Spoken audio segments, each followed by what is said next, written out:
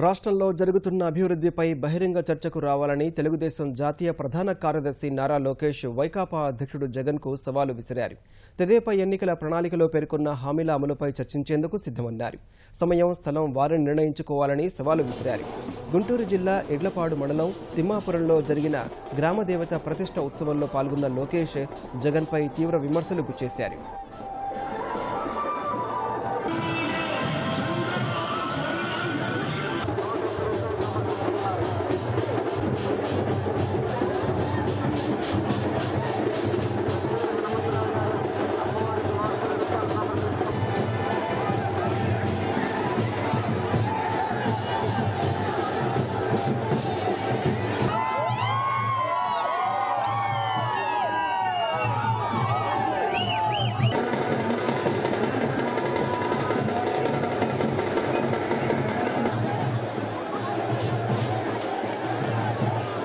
వినాలి.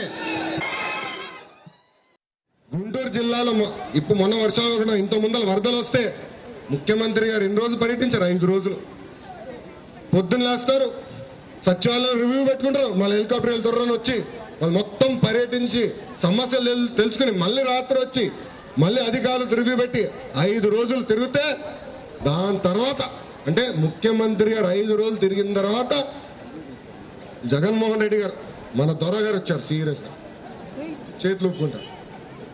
వచ్చి చంద్రబాబు నాయుడు గారు ఏం చేశారని అడుగుతారు. 5 సార్లు ముఖ్యమంత్రి గారు పర్యటించిన తర్వాత ప్రతిపక్ష నాయకుడు వచ్చారు మన జిల్లాకి. ఇవన్నీ మీకు ఎందుకు చెప్తున్నానంటే ఒక్కసారి ఆలోచించండి. మనందరం అప్రమత్తంగా ఉండాలా.